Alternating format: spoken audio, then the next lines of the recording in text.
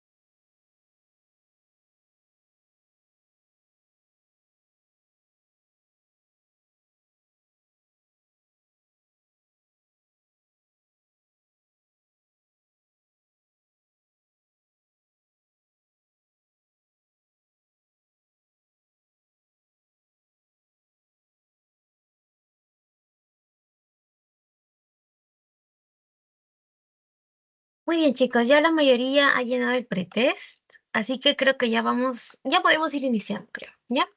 Para no terminar tan tarde, que ustedes puedan seguir estudiando o se vayan a dormir, descansen, porque también en etapa de exámenes es importante que recuerden, pues, el dormir, ¿ya? Porque dormir, dormir es muy importante para poder rendir bien un examen, ¿ya? Muy bien, entonces, Ah, verdad. Se me olvidó prender la cámara. Y ahora sí. A ver, voy a compartir pantalla. ¿Dónde está? Ya está. Listo, chicos. Entonces, vamos a iniciar el día de hoy. Me parece que Katia les dijo que en estos días iba a darles el resto de patología del tracto reproductor masculino, ¿no? El día de hoy vamos a ver próstata, pero con Katia ustedes van a ver pues patologías del ¿cómo se lee? El epidídimo, de los testículos, ah, y del pene. Datito para ustedes, posiblemente les vengan patologías del pene, como por ejemplo, cómo hacer, o sea, no netamente cómo hacer la diferenciación, pero hay dos enfermedades del pene que tienen que saber que son bien importantes, ¿ya? Una es la papulosis bowenoide y la otra es la enfermedad de Bowen. ¿Ya? Tienen que ver ustedes las diferencias, pero principalmente a la vista. ¿Por qué? Porque histológicamente la enfermedad de Bowen y la papulosis bowenoide son igualitas. O sea, si les describen el corte histológico, no lo van a sacar porque literalmente son iguales. Entonces, ustedes lo que tienen que hacer en esas dos enfermedades es ver físicamente cómo se ven las lesiones del pene. ¿Ok? Eso me imagino pues que se los va a explicar Katia. Y si pueden buscar sobre la enfermedad de Peyronie, también les sugiero que busquen porque esas han sido preguntas que he visto repetidas en el examen del ciclo pasado y el examen de hace 2 ciclos. Entonces ya van 2 exámenes seguidos que vienen esas preguntas, y les sugiero que estudien eso. Con respecto a la próstata, en próstata, lo que sí suelen preguntar mucho es, en realidad de los 3 temas que vamos a ver, ¿ya? Les sugiero que se aprendan pues las características clínicas principalmente de lo que vienen a ser las prostatitis, para que puedan hacer la diferencia entre la prostatitis aguda, la prostatitis bacteriana crónica y la prostatitis abacteriana crónica. Después, pues hiperplasia benigna de próstata y pues difícilmente viene cáncer de próstata, pero sí les puede venir igualmente, ¿no? Entonces, ahí háganse una idea más o menos de lo que puede venir. Sinceramente, a mí me encanta explicar próstata, ¿ya? A mí sí me gusta mucho. Es un tema muy bonito y muy interesante, la verdad. Y esto lo van a ver más adelante en urología, ¿sí? En urología se le va a hacer mucho más sencillo. Si entienden lo de ahora, de lejos van a entender urología, ¿ok? Muy bien, entonces vamos a iniciar un poquito con la anatomía de la próstata. Y para eso, primero tenemos que saber en dónde se ubica, ¿no? En cuánto pesa. Entonces, aproximadamente, la próstata pesa 20 gramos, pero sí, aproximadamente. ¿Por qué es importante saber el peso? Porque en la hiperplasia benigna de próstata, la próstata crece y al crecer aumenta su peso, ¿ya? Y dependiendo del peso de la próstata, vamos a ver nosotros el tratamiento. ¿Ya? Porque para la hiperplasia benigna de próstata, de hecho hay diversos tratamientos, pero si la próstata pesa menos de 60 gramos, generalmente lo que se le suele dar a los pacientes es tratamiento médico, o sea, pastillas, ¿sí? Como la tamsulosina, para que pueda disminuir los síntomas clásicos de la prostatitis, perdón, de la hiperplasia benigna de próstata, ¿sí? Ahora, si la próstata pesa más de 60 gramos, ya no se opta por medicamentos porque no van a hacer efecto, porque la próstata ya está demasiado grande. Entonces, ¿qué suele hacerse cuando la próstata pesa más de 60 gramos?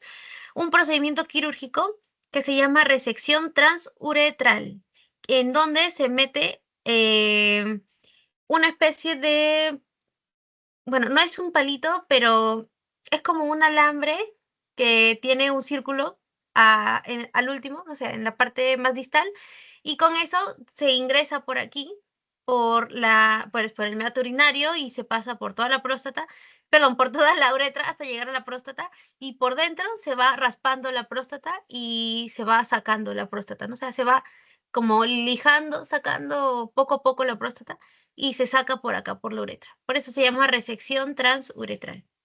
¿Sí? Generalmente, en algunas ocasiones, además, esto que sacan, ¿no? Esto que raspan de la próstata, lo pueden pasar a una biopsia y en la biopsia ver si hay algún tipo de anormalidad en las células. eh, y si en caso hay una anormalidad en las células, se puede hacer o ya se puede empezar, podríamos estar hablando de un cáncer temprano, ¿ok? Pero eso lo vamos a ver en un ratito. Muy bien. La ubicación de la próstata es retroperitoneal y además, como podemos observar por acá, rodea a la uretra y se encuentra debajo de la vejiga, ¿no? O sea, termina la vejiga, inicia la uretra y abajo mismo de la vejiga se encuentra la próstata. Esta de acá es la próstata, ¿ok? Acá está la próstata. Estas son las vesículas seminales, ¿no? Que van a producir, pues, el sustrato en donde principalmente se va a encontrar, o producen parte del sustrato en donde van a vivir los espermatozoides una vez que sean depositados en ese sustrato.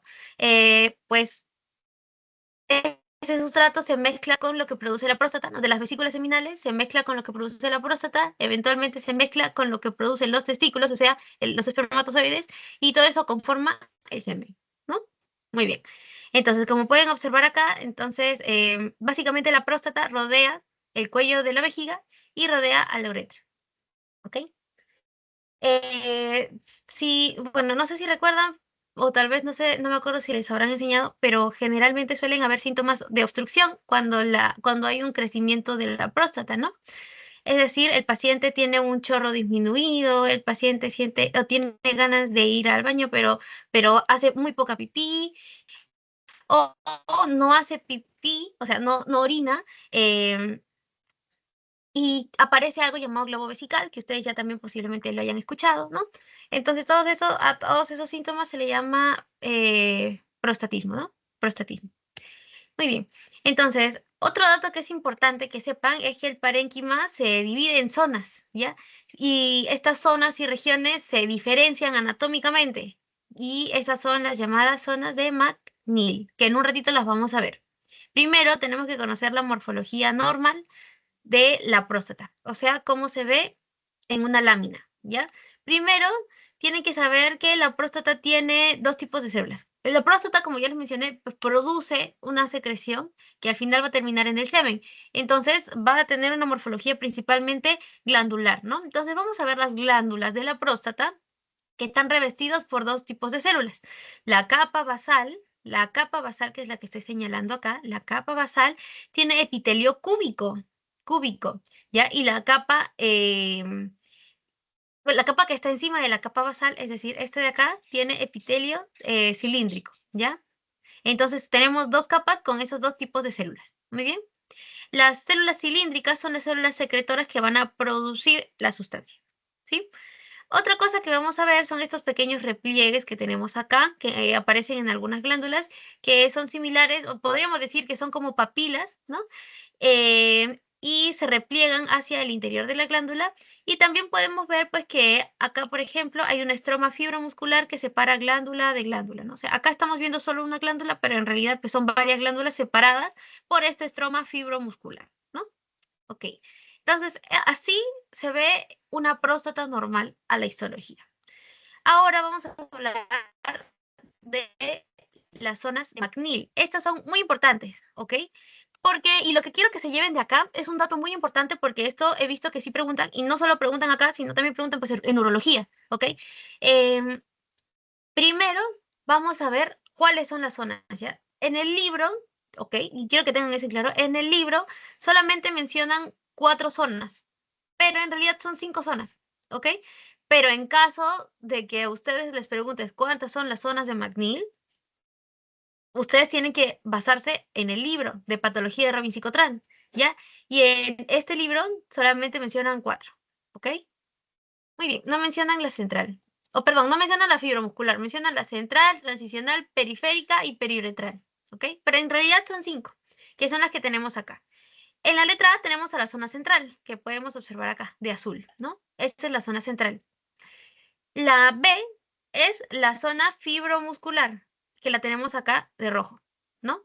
La zona C es la zona de transición, la zona C es muy importante porque en la zona de transición, que es esta de acá, acá se ve naranja, acá se ve amarilla, ¿sí? La zona de transición es muy importante porque en la zona de transición es en donde más se va a acentuar la hiperplasia benigna de próstata, ¿sí? Repito, o sea, la hiperplasia benigna de próstata generalmente suele proliferar o acentuarse en la zona de transición de la próstata, ¿ok? Después tenemos a la zona periférica, que es la letra D, que es la que tenemos acá, ahora sí de amarillo, ¿no? La letra D. La letra D, que es la zona periférica, también es una zona importante. ¿Por qué? Porque aquí es el sitio preferido del adenocarcinoma de próstata para crecer, ¿ya? Entonces, si les preguntan, ¿en dónde suele aparecer el adenocarcinoma de próstata? En la zona periférica. ¿En dónde suele aparecer la hiperplasia benigna de próstata? En la zona de transición. ¿Ok? Muy bien. Y de hecho aquí tenemos, ¿no? El cuadrito. Generalmente, no es que todos los carcinomas adenocarcinomas de próstata sean en la zona periférica, pero sí una gran mayoría, ¿no? Una gran mayoría en la zona periférica. Entonces acá tenemos el carcinoma de próstata en la zona periférica y en la zona de transición tenemos a la hiperplasia benigna de próstata, ¿ok? Entonces esos dos principalmente quiero que se acuerden, porque esos dos son los más importantes. Y después tenemos a la zona periuretral, ¿no? Que es la que está literalmente pues alrededor de la uretra, ¿no? Que está rodeando y pues rodeando la uretra, ¿no? Eh, un dato importante a saber es que los síntomas que describí antes de la hiperplasia benigna de próstata son justamente por su ubicación cercana a la uretra, ¿sí? En cambio, cuando tenemos un cáncer de próstata, no es común ver los síntomas que describí antes, ¿no? O sea, un chorro disminuido o disminución en la intensidad del chorro, eh, o oliguria, anuria, globo vesical, todos esos son síntomas que principalmente vamos a poder observar en la hiperplasia benigna de próstata, ¿sí? Pero no siempre en cáncer, porque el cáncer, recuerden que generalmente es en la zona periférica y está un poco lejitos de la uretra, ¿no? Sí. Un dato importante también es que la hiperplasia benigna de próstata es, y como vimos en la sección de riñón, cuando yo les expliqué, ¿no? Riñón, es que la hiperplasia benigna de próstata puede llegar a obstruir completamente la uretra y eso puede generar una insuficiencia renal aguda, ¿sí? ¿Por qué? Porque no pasa la orina, ¿sí? Entonces eso genera pues una hidronefrosis, como vieron, ¿no? Que es un síntoma de obstrucción de los uréteres, de la uretra en general, del tracto urinario, y pues ocasiona hidronefrosis y eventualmente una insuficiencia renal aguda, ¿sí? Eso no sucede con el cáncer de próstata, pero sí sucede con la hiperplasia benigna de próstata, ¿ok? Muy bien, ahora sí, vamos a hablar de la inflamación de la próstata. La inflamación de la próstata, también llamada prostatitis, y como pueden observar acá, hay diversos tipos de prostatitis. Mi recomendación, en realidad, estas tres son las más importantes. La prostatitis bacteriana aguda, la prostatitis bacteriana crónica y la prostatitis abacteriana crónica. ¿Ya? La prostatitis granulomatosa no es muy preguntada, pero igualmente si desean, pues también para conocimiento de ustedes la pueden repasar y pues aprenderla, ¿no? Bueno, ya vamos a iniciar primero con la prostatitis. ¿Ya? Principalmente de la prostatitis bacteriana aguda, les pueden preguntar la etiología, es decir, cuál es el agente causal más frecuente, que es la E. coli, ¿no? Y bueno, ese es el más común, pero no quiere decir que sea el único, porque también tenemos otros bacilos gram negativos, enterococos y estafilococos, ¿ya? La prostatitis bacteriana aguda en realidad tiene diversos orígenes, ¿sí? Puede ser por un reflujo intraprostático de la orina, puede ser por una diseminación linfohematógena desde un foco a distancia, o puede ser por una manipulación quirúrgica de la uretra o de la próstata, como una resección transuretral, como un sondaje, ¿no? O sea, cuando el paciente, cuando quieren ponerle una sonda, ¿no? Para que el paciente evacúe la orina. Entonces, todos esos tipos de manipulación pueden generar también una prostatitis bacteriana aguda. ¿Cuál es la clínica? Generalmente, pues, fiebre, disuria, o sea, dolor al orinar, ¿no? Escalofríos. La próstata en el tacto rectal puede estar muy sensible al tacto y además la consistencia es pastosa. No sé cómo explicarles cómo es una consistencia pastosa, pero es como si apachurraran imagínense que una media la llenan con arena, ¿sí? Y la amarran y la intentan tocar. Algo así es como una consistencia pastosa. ¿Ok? Entonces, en alguna pregunta, ¿no? Les dicen de un paciente que tal vez tuvo algún tipo de manipulación quirúrgica, ¿no? Que viene por fiebre, escalofríos, disuria y al tacto rectal. la próstata es pastosa y además el paciente siente bastante dolor al momento de palparla de forma así suave, entonces tal vez estamos hablando de una prostatitis bacteriana aguda, ¿sí? Entonces, esa es la prostatitis bacteriana aguda. Pasamos con la prostatitis bacteriana crónica, que de hecho he visto que esa es la más preguntada en los exámenes, ¿ya? La prostatitis bacteriana crónica, ¿sí? Esta es bien preguntada, porque esta ha sido pregunta del examen pasado y también pregunta del examen antepasado, ¿sí? Así que les recomiendo que esta sí se la aprendan bien. Primero es que es un poco difícil de diagnosticar y de tratar, pero generalmente, pues cuando se llega al diagnóstico, el microorganismo causal es el mismo que la prostatitis bacteriana aguda, o sea, la Escherichia coli, principalmente, ¿no? O sea, tienen el mismo agente más frecuente, la E. coli. Muy bien. Entonces, la clínica de estos pacientes van a ser lumbalgia, es decir, dolor en la zona lumbar, disuria, es decir, dolor al orinar, molestias perineales, ¿no? Es decir, la zona perineal es la zona que se encuentra entre el ano y el pene y escroto. Esa es la zona perineal. En el caso de los hombres, en el caso de las mujeres, la zona perineal es la zona que se encuentra entre el ano y la vagina. ¿Ok? Muy bien. En muchas ocasiones el paciente también puede estar asintomático, ¿ya? Pero lo que sí es muy importante, y si a ustedes en alguna pregunta de examen les dicen que el paciente ha tenido antecedentes de varias infecciones urinarias repetidas anteriormente, entonces ustedes ya tienen que hacer la idea de que puede ser una prostatitis crónica. ¿Pero por qué no bacteriana? Porque en realidad, no, en realidad sí, prostatitis bacteriana crónica. O sea, si ya tiene un antecedente de alguna infección de vías urinarias hace tiempo y que fue en varias situaciones, ustedes ya tienen que hacerse la idea de que es una prostatitis bacteriana crónica, ¿sí? En general no tienen algún tipo de antecedente de ataque agudo a la próstata, ¿no? O sea, no hay ese tipo de antecedentes. Entonces, si el paciente viene, ¿no? Le duele, dice que le duele acá, ¿no? La zona lumbar, le duele al orinar, y además refiere que ha tenido, por ejemplo, una cistitis hace 3 meses y hace un año tuvo una ITU, y la ITU es bien recurrente, entonces ustedes ya pueden decir prostatitis bacteriana crónica, ¿ok? ¿Cómo se hace el diagnóstico de la prostatitis bacteriana crónica? Facilito. Hacemos masaje prostático, es decir, nosotros pues hacemos un tacto rectal y en el tacto rectal estimulamos la próstata y con eso hace que pues produzcan sus secreciones. Entonces, una vez que hacemos que se produzcan las secreciones de la próstata, se evalúan, ¿no? Se evalúan y vemos o tenemos que ver principalmente leucocitos, ¿ya? Muchos leucocitos en la secreción prostática. Y además de esa secreción, tenemos que hacer un cultivo y el cultivo debe salir positivo, ¿ya? Entonces, si tenemos leucocitos en la secreción prostática y un cultivo positivo, más todos los síntomas, signos que hemos visto, tenemos una prostatitis bacteriana crónica, ¿sí? Listo, así, facilito. Después pasamos a la prostatitis abacteriana crónica, ¿ya? Esta sí, actualmente es la forma más frecuente de prostatitis, por si en caso les preguntan eso, ¿ok? La clínica en realidad es la misma que la prostatitis bacteriana crónica, salvo que en la prostatitis abacteriana crónica no hay antecedente de infección de las vías urinarias, ¿sí? No hay antecedentes, o sea, aquí no hay cistitis, aquí no hay ITU, no, ¿sí? Aquí no hay ningún antecedente. ¿Y qué lo diferencia de la prostatitis bacteriana crónica en el diagnóstico?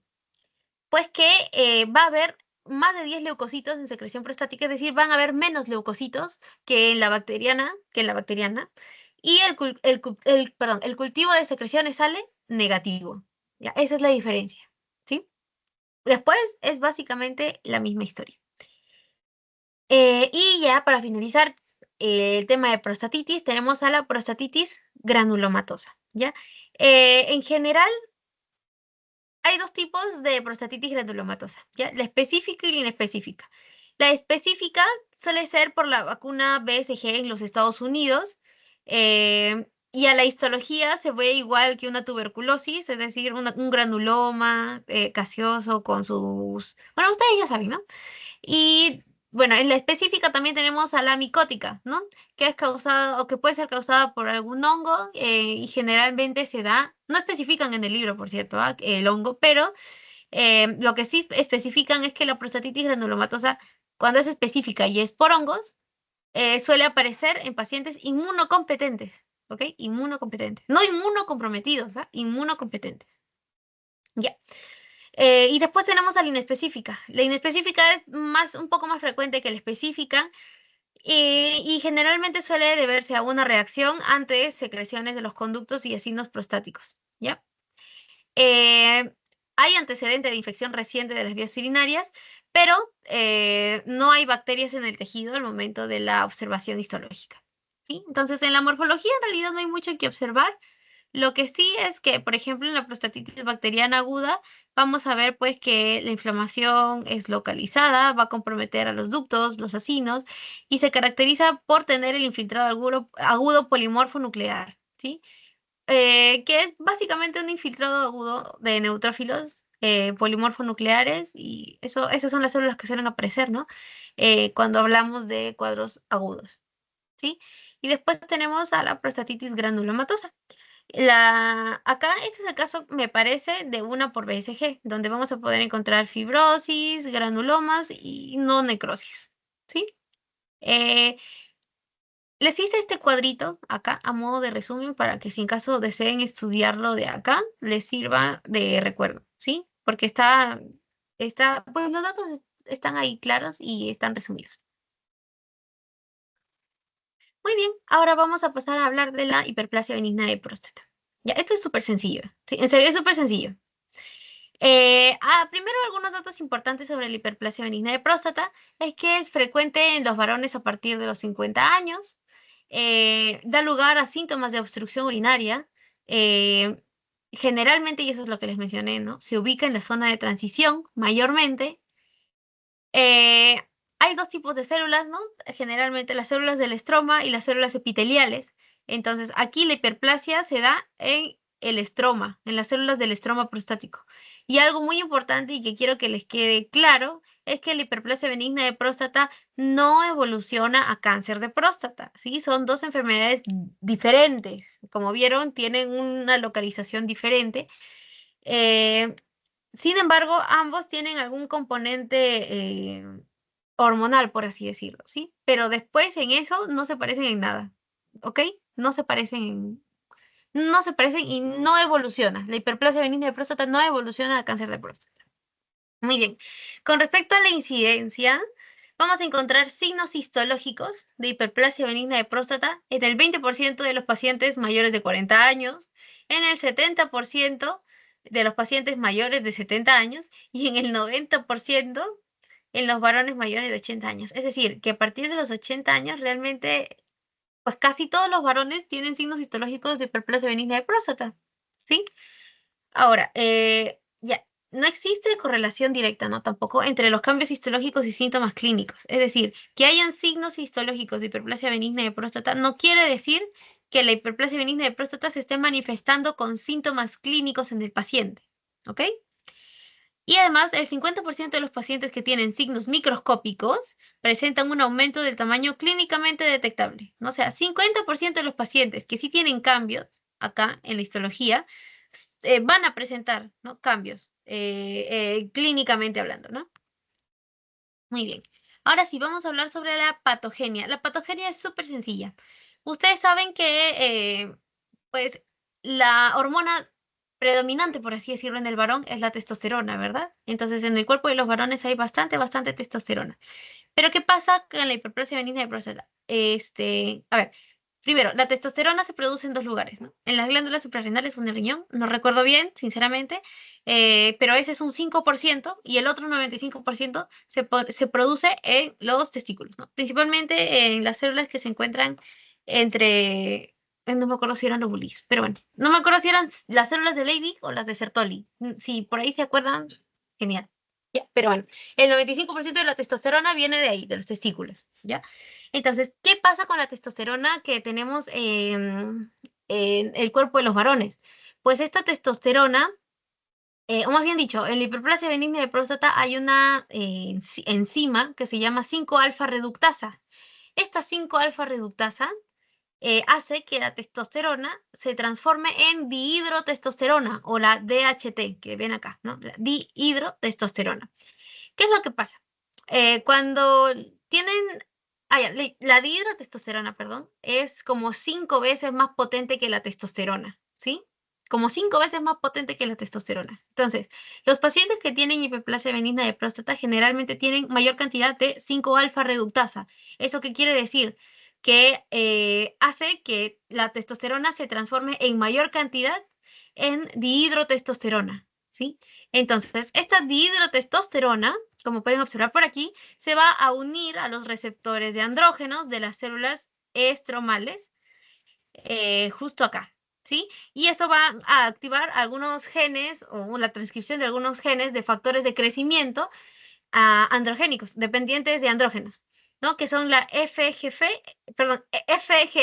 y la TGF-beta. De estos dos, el más importante y el que va a mediar la proliferación de las células es la TGF-beta, ¿ya? La TGF-beta es el más importante. Entonces, ¿qué pasa? Como este es un factor de proliferación, van a hacer que, pues al unirse la dihidrotestosterona con este receptor de andrógeno y que se libere estos factores de crecimiento, hacen que las células estromales aumenten su proliferación, es decir, las células estromales proliferan y crecen y hacen que la próstata crezca, ¿no? Crece, crece, crece.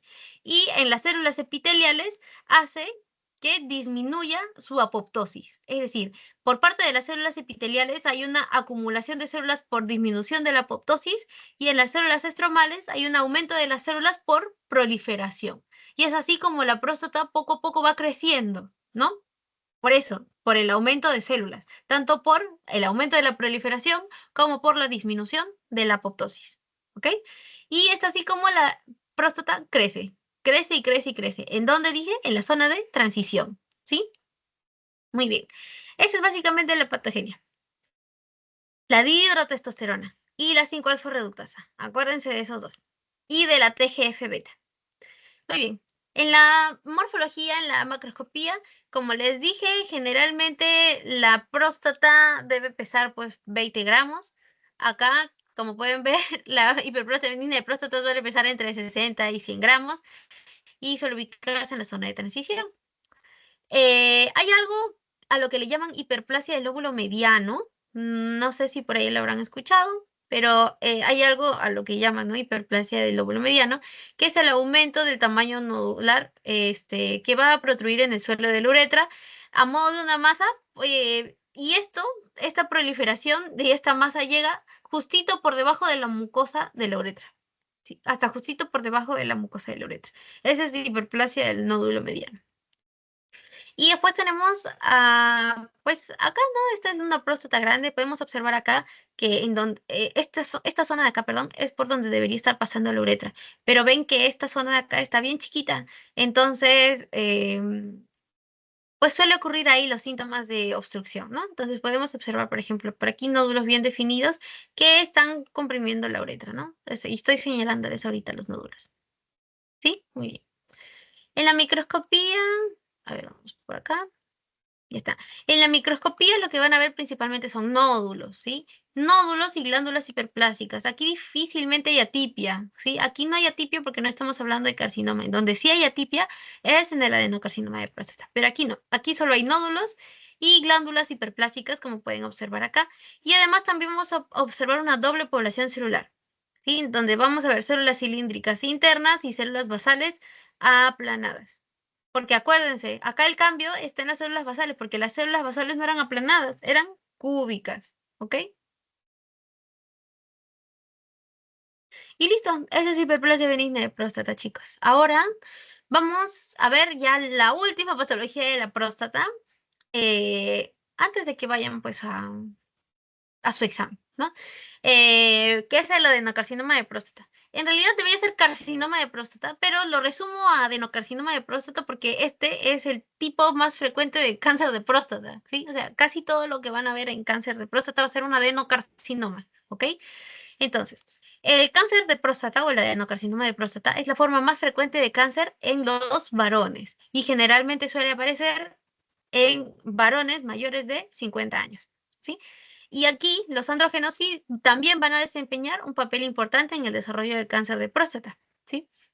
Hay dos tipos de metástasis que puede seguir este tipo de cáncer.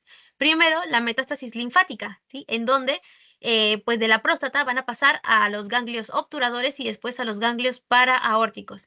Y ese es el punto final de su metástasis, por así decirlo, a nivel linfático. Y después tenemos la metástasis hematógena, ¿sí? La metástasis en el adenocarcinoma, perdón, en el cáncer de próstata o adenocarcinoma de próstata, acuérdense, siempre es a hueso, ¿ya? La metástasis hematógena más importante siempre va a ser a hueso, especialmente hacia el esqueleto axial. Principalmente, ¿a dónde? En primer lugar, vamos a tener a la región lumbar o lumbosacra, ¿sí? O sea, ese es el primer lugar de metástasis, en la región lumbosacra. Después tenemos a la cabeza del fémur, y otros es a las costillas o a la columna dorsal. Más o menos va en ese orden, ¿ok? Y este es un tipo de metástasis osteoblástica. ¿Qué quiere decir? Es una metástasis que va a destruir el hueso. Y es por eso que el paciente va a venir refiriendo dolor en esa zona, ¿sí? Esta metástasis, de hecho, puede llegar a una necrosis. En el caso, por ejemplo, de los pacientes que tienen cáncer de próstata y al final terminan presentando una metástasis hacia la cabeza del fémur, ¿sí? La cabeza del fémur se caracteriza por ser una zona bastante bien irrigada. Entonces, si por ahí hay una fractura y no se trata a tiempo, pues no se va a consolidar bien. Entonces, lo que sucede en el cáncer de próstata es que a veces hay una necrosis avascular justamente por la metástasis, ¿no? Eh, y bueno, otros síntomas clínicos que pueden tener los pacientes con adenocarcinoma de próstata con respecto aquí a las lesiones osteoblásticas, ese pues el clásico dolor lumbar, ¿no? O sea, son pacientes que tienen dolor lumbar, ¿no? Ocasionalmente las lesiones osteoblásticas pueden causar liberación de calcio a la sangre, entonces estos pacientes también pueden cursar con hipercalcemia, ¿ok? Muy bien. En realidad, con respecto a la etiología y la patogenia, no es que haya algo precisamente claro con respecto a esto. Sin embargo, se consideran diversos factores según nuestro libro, como por ejemplo la edad, la raza, algunos antecedentes familiares, concentraciones hormonales y las influencias ambientales. Con respecto a los antecedentes familiares en donde se consideran, por ejemplo, algún desorden genético, hay un cambio genético que es común en el adenocarcinoma de próstata y que todavía está en estudios, porque todavía no se tiene algo en claro, pero que está en estudios, es que es posiblemente asociado a un reordenamiento cromosómico, ¿sí? Pero después en más no es que haya algo específico con respecto a la etiología y la patogenia. Pero como les menciono, hay diversos factores, ¿no? Como la edad, la raza, las concentraciones hormonales, porque también pues si hay más testosterona y estos pacientes tienen mucho 5 alfa reductasa, va a haber, no, perdón, esa es hiperplasia benigna. Bueno, olvídenlo. La cosa es que, como les mencioné acá, los andrógenos desempeñan un papel importante, ¿no? En el desarrollo del carcinoma de próstata. Entonces las concentraciones hormonales aquí pues sí juegan un rol muy importante, ¿no? Muy bien. Entonces, en la morfología, macroscópicamente vamos a tener una próstata normal en general de tamaño, no es que crezca mucho, a diferencia de la hiperplasia benigna de próstata. Acuérdense que la ubicación aquí es no en la zona de transición, sino en la zona periférica, ¿no? El adenocarcinoma de próstata suele ubicarse en la zona periférica, generalmente suele ser de locación posterior, y el tejido neoplásico suele ser denso y arenoso, ¿sí? Em, en los estadios iniciales no hay obstrucción uretral, pero como estamos hablando de un cáncer que es invasivo y que eventualmente va a invadir tejidos, en estados avanzados del cáncer puede llegar a haber una obstrucción uretral, ¿sí? En estados avanzados, de hecho, también puede llegar a haber sangre en la orina. ¿Por qué? Porque como ustedes vieron, la próstata está cerca de la vejiga. Entonces, como les mencioné, el cáncer suele ser muy, muy invasivo y puede invadir el piso de la vejiga, ¿no? El cuello vesical. Eventualmente esto va a hacer pues que aparezca sangre en la orina, ¿sí? Y aquí es lo que les comenté de metástasis óseas, ¿no? O sea, principalmente el esqueleto axial, sus metástasis hematógenas, principalmente a nivel de la columna lumbar, ¿no? Y acá vemos, por ejemplo, ¿no? Las metástasis osteoblásticas, generalmente, es decir, metástasis que rompen el hueso. Microscópicamente vamos a tener patrones glandulares bien definidos porque pues es un adenocarcinoma, es decir, vamos a tener una arquitectura glandular y vamos a poder ver glándulas pero de un tamaño más pequeño. También vamos a poder observar una capa externa de células basales ausente. Eso es lo que va a hacer el diagnóstico certero y preciso de adenocarcinoma de próstata. La ausencia de células basales, ¿ok? Ausencia de células basales es igual a diagnóstico de adenocarcinoma de próstata. ¿Hay algún dato que me estoy olvidando? Ya, con respecto al antígeno prostático o el PSA, generalmente suele estar aumentado en el adenocarcinoma de próstata, pero no siempre, ¿ya? Y además es importante que sepan esto, que un aumento del PSA no indica sí o sí que haya un adenocarcinoma de próstata, porque hay otras patologías o incluso eventos fisiológicos que pueden aumentar el PSA. Enfermedades, una prostatitis bacteriana puede aumentar los niveles de PSA. Eventos fisiológicos, la eyaculación. La eyaculación también puede aumentar los niveles de PSA. Entonces, niveles de PSA aumentados no indican adenocarcinoma de próstata. Pero entonces, ¿cómo hacemos el diagnóstico de carcinoma de próstata? Fácil, con dos cosas. Primero, el tacto rectal, porque en el tacto rectal ustedes van a sentir que la próstata es dura, como una piedra. Se le dice consistencia pétrea, justamente por eso. Entonces, si ustedes tienen una consistencia bien, bien dura, independientemente de los niveles de PSA, si ustedes encuentran en el tacto rectal una próstata bien, bien dura, ustedes no duden en sacar una biopsia, porque en la biopsia tal vez puede haber alguna anomalía y ahí hacemos el diagnóstico de adenocarcinoma de próstata. ¿Ok? Entonces, eso para que se lo lleven acá en la cabecita. Y si en caso se los ponen en algún tipo de caso clínico. Muy bien, esto ya es básicamente un poquito más adentrándonos a lo que viene a ser el diagnóstico, ¿no? Del adenocarcinoma de próstata y sus clasificaciones diversas. En el adenocarcinoma de próstata se utilizan dos tipos de clasificaciones, pero es porque una es una clasificación histológica y la otra es una clasificación de cáncer, ¿ok? La histológica es la escala de Gleason. La de cáncer per se es la clasificación TNM, que es una clasificación que se utiliza para todos los tipos de cáncer y que creo que sí les he mencionado antes, ¿no? T de tumor, N de número de ganglios afectados y M de metástasis. Entonces, ¿se acuerdan que que les dije de la resección transuretral? Pues acá en el TNM vamos a ver resección de la resección transuretral, ¿no? Pero espérense, en realidad, ahorita llegamos ahí. Primero vamos a hablar de la escala de Gleason. La escala de Gleason, como les mencioné, es una escala histológica que nos va a ayudar a definir si el cáncer o bueno, sí, pues el cáncer es bueno, no, no, perdón, no el cáncer, sino la muestra que hemos sacado. eh, Tiene un riesgo bajo, un riesgo intermedio o un riesgo alto de ser un adenocarcinoma de próstata, un cáncer de próstata, y con esto también vamos a saber qué tipo de tratamiento instaurar. Pero ahorita no vamos a hablar de tratamiento, ahorita vamos a hablar de diagnóstico, ¿sí? Entonces, acá tenemos de hecho del 1 al 5. ¿Qué es lo que se hace en la escala de Gleason? En la escala de Gleason se sacan diversas muestras, diversas muestras de biopsia de la próstata del paciente, ¿sí? Se sacan diversas muestras y se eligen dos.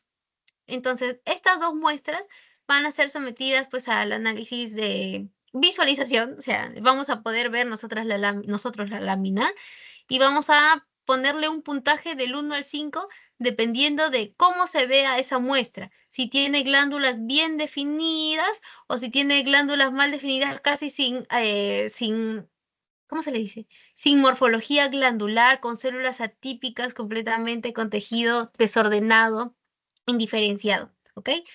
Entonces, con esto tenemos nuestra primera muestra. Con la segunda muestra hacemos lo mismo y le ponemos un puntaje del 1 al 5 dependiendo de cómo se encuentre la muestra, ¿sí?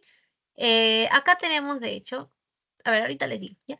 La cosa es que vamos a sumar el resultado de la primera muestra con el resultado de la segunda muestra. Por ejemplo, el resultado de mi primera muestra fue de 1 y el resultado de mi segunda muestra fue de 2.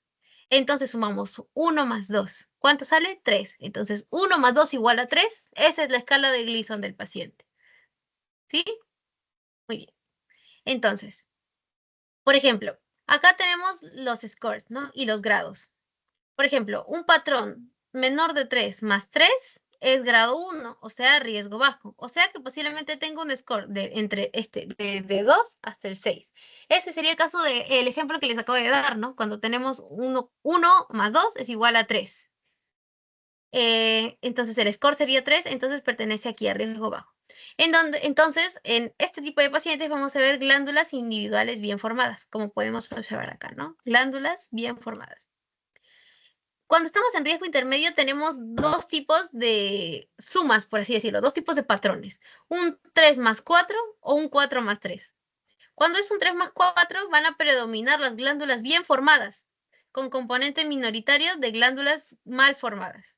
Y en el 4 más 3 predominan las glándulas mal formadas, a diferencia de las glándulas bien formadas que son un componente más minoritario, ¿sí? Más o menos de eso depende el número que está adelante, ¿sí? Y después tenemos a los que son riesgo alto, que son 4 más 4, 3 más 5, 5 más 3, 4 más 5, 5 más 4, 5 más 5, etcétera, ¿no? En donde vamos a poder observar principalmente, pues, glándulas mal formadas, cribiformes, funcionadas, o no hay formación de glándulas, ¿no? Que son estos últimos dos, ¿no? De hecho, aquí tenemos algunos ejemplos. Por ejemplo, esta es una escala de Gleason 1 más 1 igual 2, ¿sí? En donde podemos ver glándulas. Bueno, acá primero tenemos unos cristaloides intraluminales, ¿no? Y acá tenemos unas glándulas asociadas unas con otras porque están pegaditas, ¿no? Por aquí, por aquí, por aquí, por aquí, cuando en realidad no debería ser así, ¿no? Acá debería haber un estroma fibromuscular. ¿Se acuerdan que les dije? ¿No? Un estroma fibromuscular, pero no, hay poco estroma fibromuscular y las glándulas están pegaditas. Entonces, eso no es normal. Ese es un Gleason 1 más 1.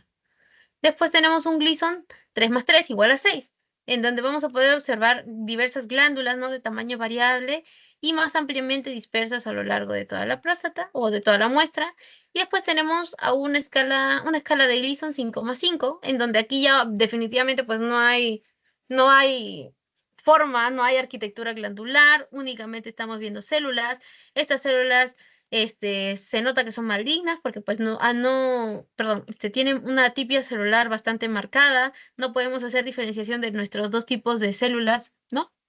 De las células basales ni las células luminales, ¿no? O sea, no, acá no hay absolutamente nada de nada. Entonces, ese es el Gleason 5 más 5 igual a 10, que es el de peor pronóstico porque tiene el puntaje más alto, ¿no? Y básicamente es la escala de Gleason. Después tenemos a la escala TNM, que es bastante sencilla, como les mencioné, cuando tenemos, o si en caso hay eh, un- una intervención quirúrgica, ¿no? Llamada resección transuretral. Si el paciente, a ver, tenemos de T1 a T4, ¿ya? T1 es cuando el tumor no está palpable, no es palpable. O sea, hacemos un tacto rectal y nos sale normal. T1A es cuando en la resección transuretral del paciente hay menos del 5% de atipia. Eh, T1B es cuando en la resección transuretral hay más del 5% de atipia. Esto asociado pues a que el tumor no es palpable. Y T1C es eso más elevación, en realidad es elevación del PSA, ¿no? O sea, del antígeno prostático. T2 es cuando el cáncer o el tumor está confinado únicamente a la próstata, ¿sí? Cuando está afectado solo medio lóbulo o menos es T2A. Cuando afecta a más de la mitad de un lóbulo es T2B y cuando afecta a ambos lóbulos es T2C. Después tenemos T3, que es cuando la próstata, o perdón, el cáncer del tumor ya se extendió por fuera de la cápsula, ¿sí? Entonces, invasión de la cápsula, T3A, invasión de las vesículas seminales que están justo aquí, que las estoy señalando ahorita, vesículas seminales, es T3B. Y después tenemos a T4, que es cuando ya invade el tejido subyacente, es decir, cuando ya está invadiendo, por ejemplo, el cuello de la vejiga, ¿no? O el recto, ¿ok? Ese es el T. N, ustedes ya lo saben, NX no se puede asegurar si hay metástasis.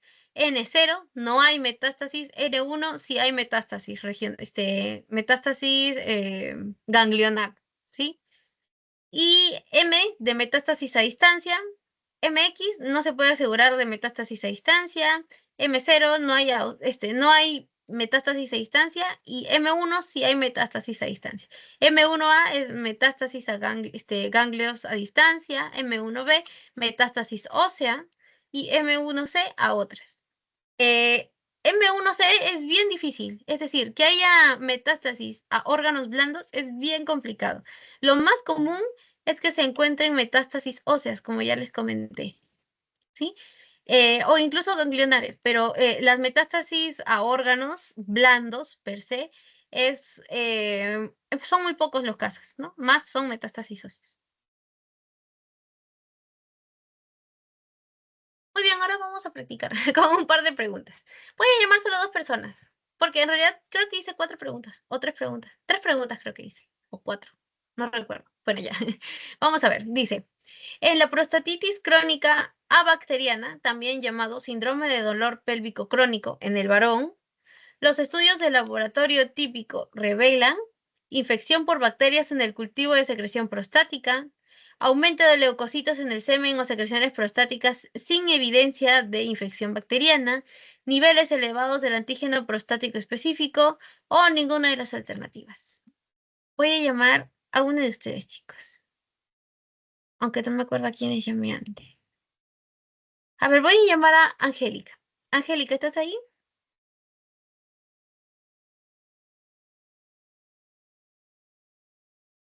Sí. Angélica. Hola, Angélica, ¿cómo estás? Dime, para ti, ¿cuál crees que aquí que es la respuesta correcta? Em, la A.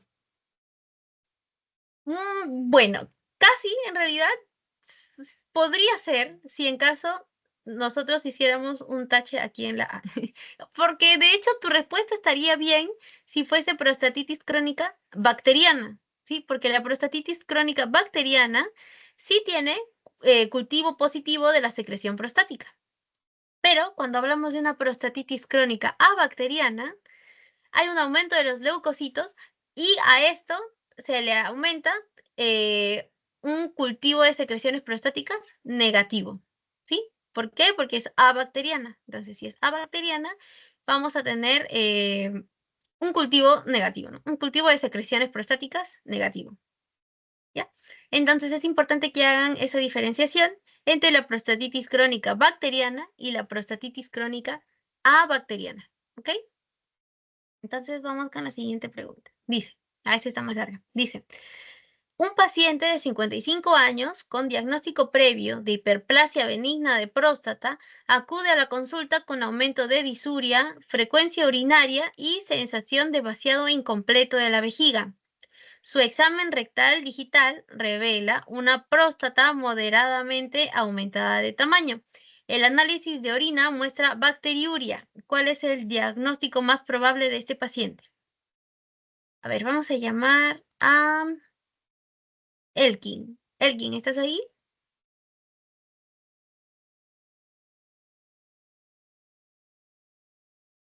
Elkin.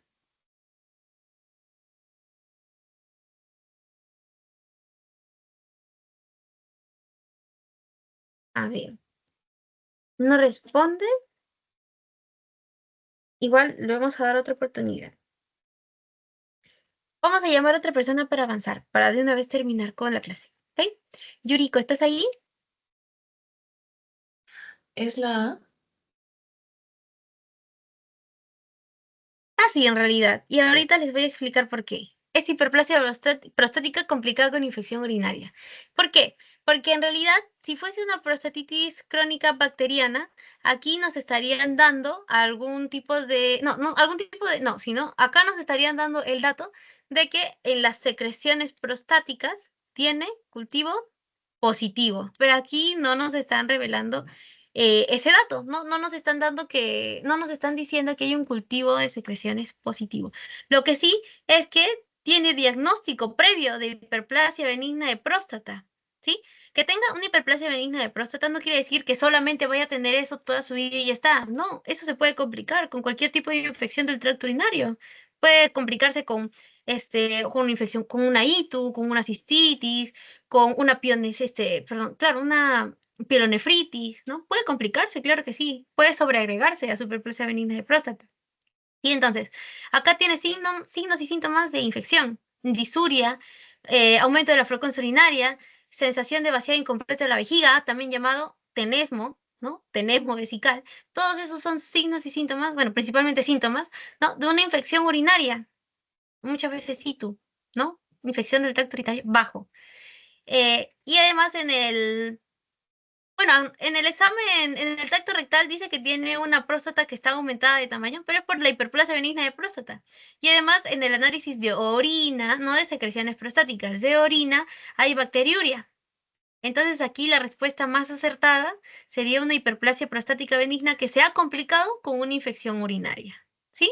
Pero está muy bien. De hecho, este tipo, he empezado a hacer unos casos un poquito más complicados para ver qué tal se desenvuelven o cómo se desenvolverían en un examen, ¿no? Porque he visto las preguntas de los exámenes, chicos, y déjenme decirles que me ha sorprendido el nivel de complejidad. Yo no sé si hubiese aprobado o si hubiese dado el examen pasado. Porque como dicto clases, entonces yo sí he leído el libro bastantes veces. Pero cuando estamos en el ciclo sabemos que a veces es un poco difícil, pues, leerse el libro. Entonces, o sea, sí, tengan cuidado porque sí está un poquito complejo, ¿no? Ahí el examen. Muy bien, siguiente pregunta. Dice, un paciente de 65 años con antecedente de hiperplasia prostática benigna es ingresado al servicio de urgencias por hematuria y retención urinaria aguda. Se le coloca una sonda Foley con drenaje. Y este drenaje es inmediato de 1000 mililitros de orina. La ecografía muestra una sin signos de cáncer. ¿Qué complicación relacionada con la hiperplasia benigna de próstata es más probable en este caso? A ver, vamos a volver a llamar al que llamamos anteriormente. Vamos a darle otra oportunidad. Elkin,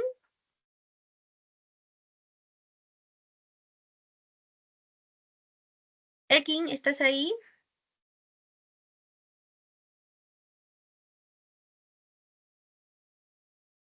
Parece que no está, chicos. Así que voy a llamar a otra persona. Marcio, ¿estás ahí, Marcio? Sí, sí. Ay, ya. Ay, casi digo que no estabas. Muy bien. Marcio, dime, ¿cuál crees tú aquí que es la respuesta correcta?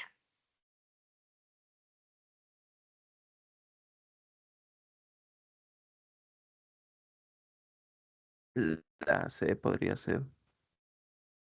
Casi, casi. Es lo que les mencioné hace un rato. Acuérdense que la próstata se encuentra alrededor de la uretra. Cuando la próstata crece, puede comprimir la uretra. Eso quiere decir que el paciente puede tener liguria o incluso anuria. Y si no hay eh, ¿cómo se le dice? Un drenaje constante de la orina se termina acumulando en el tracto, perdón, tracto no, sino se termina acumulando, ¿no? O sea, como la obstrucción se encuentra a ese nivel, toda la orina se va acumulando y acumulando y acumulando, y esa obstrucción puede generar diversas cosas. Puede generar, por ejemplo, reflujo vesíco-ureteral, puede terminar ocasionando una hidronefrosis y también puede terminar ocasionando una insuficiencia renal aguda, ¿sí? ¿Ok? ¿Por qué? Por la obstrucción, ¿sí? Los cálculos renales sí generan obstrucción. Y de hecho, pues sí, si en la ecografía, por ejemplo, nos hubiesen dicho, ah, sí, hay cálculos a nivel del uretra o a nivel del uréter, ¿no?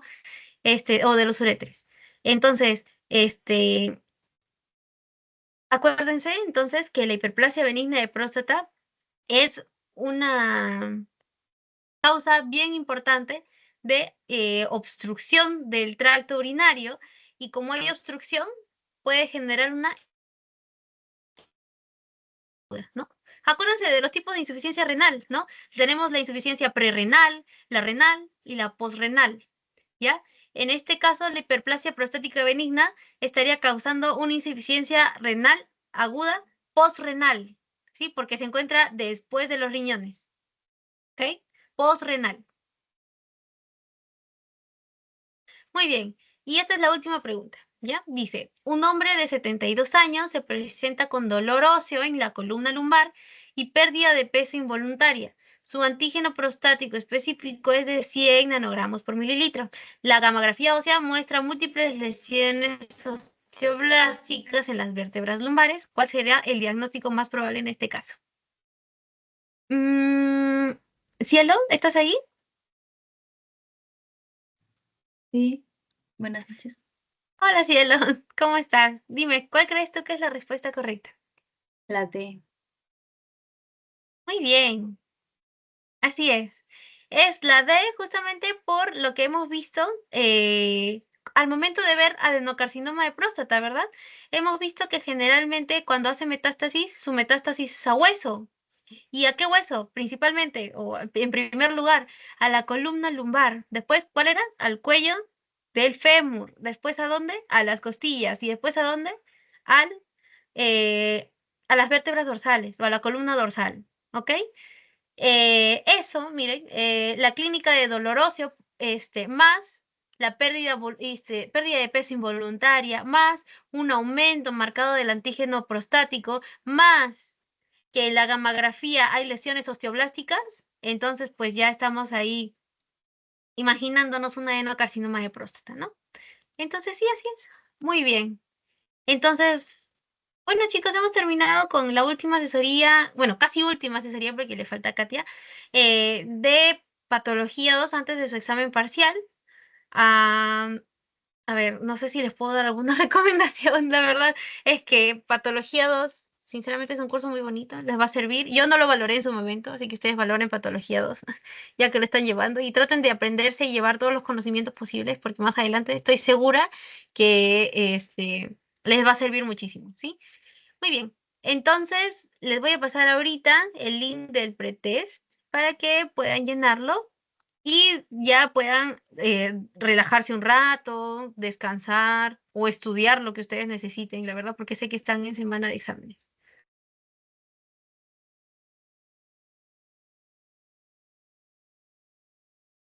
Muy bien, chicos, ahí está el link del post-test. Sí, sí. Ya, ese es el link del post-test, chicos. Muy bien.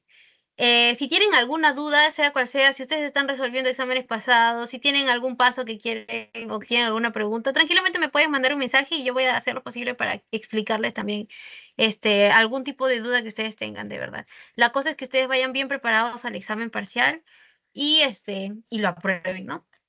Muy bien, chicos. Entonces, eso sería todo por esta asesoría. Nos vemos la próxima semana y ya iniciamos pues con las sesiones que corresponden al final, ¿ya? Muy bien, chicos. Nos vemos. Cuídense. Buenas noches. Que les vaya súper bien esta semana en sus exámenes también.